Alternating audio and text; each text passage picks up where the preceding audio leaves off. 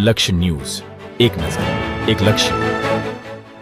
સુરેન્દ્રનગર પાક નુકસાન સહાય પેકેજ મુદ્દે ખેડૂત આગેવાનોનું ખેતીવાડી અધિકારીની કચેરી ખાતે હોબાળો. પાક નુકસાન અંગેનું વળતર જાહેર કરવામાં આવ્યું, પણ માત્ર કપાસને નુકસાન અંગેનું વળતર ચૂકવવાનો કરાયો છે નિર્ણય. નુકસાન અંગેથી વંચિત ખેડૂતોને ફરી નુકસાન અંગેનું રજીસ્ટ્રેશન કરાવવાના નિર્ણય સામે રોષ ફેલાયો છે. ખેડૂતોને ફરી લાઈનોમાં ઊભા રહેવા મજબૂર બનવું પડશે. ખેડૂતોમાં રોષ ફેલાયો. સુરેન્દ્રનગર ખેતી અધિકારીઓ જ નહીં જાણતા કે કેટલા ખેડૂતોને નુકસાન પહોંચ્યું છે અને કેટલા ખેડૂતોને સહાય મળશે. ખેડૂતો સોમવારથી ખેતીવાડી અધિકારીની ઓફિસે ધરણા પર ઉતરશે. બ્રિજેશ ત્રિવેદી, સુરેન્દ્રનગર. તાલુકા વિકાસ અધિકારી છે, દસાડા હોય કે લખતર હોય, એમને એમના આઈડીમાંથી જે તે વખતે ગ્રામ સેવકોના સર્વેના આધારે રકમ ચૂકવી. તો મારે બંને તાલુકા વિકાસ અધિકારી દસાડા અને લખતરને પણ પ્રશ્ન છે કે જો તમે સહાયની રકમ ચૂકવી તો તમારે એક આખા ગામને જેટલી અરજીઓ આવે છે એમાંથી 99% ખેડૂતોને તમે સહાયની રકમ આપો છો, અને બીજા જે ગામો હોય છે એમાં તમે 50%, 60% કે અમુક તો આખા ગામ, ધારો કે અમારું વણોદ ગામ હોય કે પાટલી ગામ હોય, એમાં જેટલા ખેડૂતોએ અરજી કરી છે એમાંથી એક પણ ખેડૂતને હજુ સુધી સહાયની રકમ મળી નથી. તો આવો ભેદભાવ કેમ? આવા પ્રશ્નોને લઈ અને અમે આજે રજૂઆત કરવામાં આવ્યો હતો. બીજી અમારી રજૂઆત એ પણ હતી કે અમારા ખેડૂતોએ એમના ખેતીવાડીના એક તો એમને નુકસાન જાય છે, એની સહાય લેવા માટે એ લોકો લાઇનમાં ઊભા રહે છે, અરજીઓ કરે છે, ધક્કા ખાય છે. એ નિયત સમય મર્યાદામાં એમને અરજીઓ કરી તો ફરીથી એમને અરજીઓ કરવાની.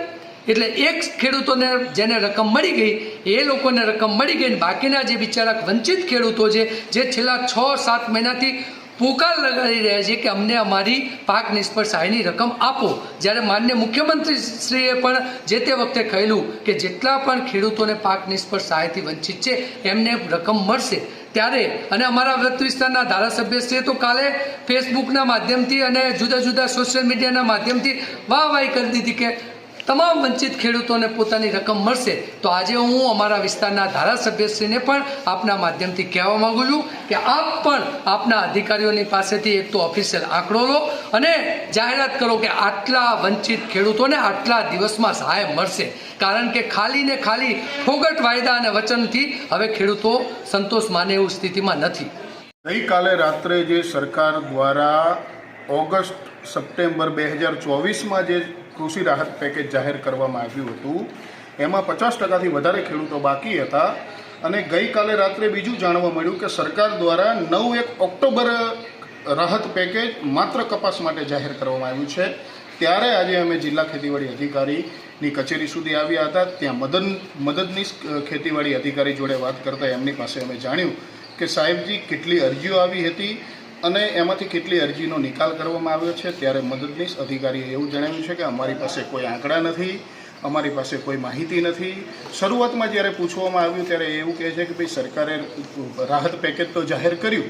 ત્યારે અમારો સવાલ એ છે કે સરકારે જે પેકેજ જાહેર કર્યું છે એ પેકેજ તો એમને 24/10/2024ના રોજ જાહેર કર્યું હતું, અને એના નિયમ મુજબ સહાય મેળવવા માટે જે તે સમયે ખેડૂતોએ જિલ્લા ખેતીવાડી અધિકારીના નિયમ મુજબ, ઠરાવના નિયમ મુજબ તમામ ખેડૂતોએ અરજી કરેલી હતી. તો એ અરજી કરેલી હતી છતાંય આ નવા પેકેજમાં ફરીથી અરજી કરવાની શા માટે? એટલા માટે આ નવું પેકેજ જે છે એમાં આ લોકોએ માત્ર કપાસ દર્શાવેલો છે, જ્યારે જૂનો જે પરિપત્ર હતો એમાં તમામ પાકોને નુકસાન થયેલું હતું. તમામ પાકોના નુકસાન થવા પાછળ જે ખેડૂતોને નુકસાન થયેલ એને સહાય મળવા પાત્ર હતી. ત્યારે આ નવા પરિપત્રમાં કપાસ દર્શાવીને માત્ર ને માત્ર ખેડૂતો સાથે એક છેતરપિંડીનો એક કારસો રચ્યો હોય એવું આમાં ચોક્કસ જણાઈ આવે છે.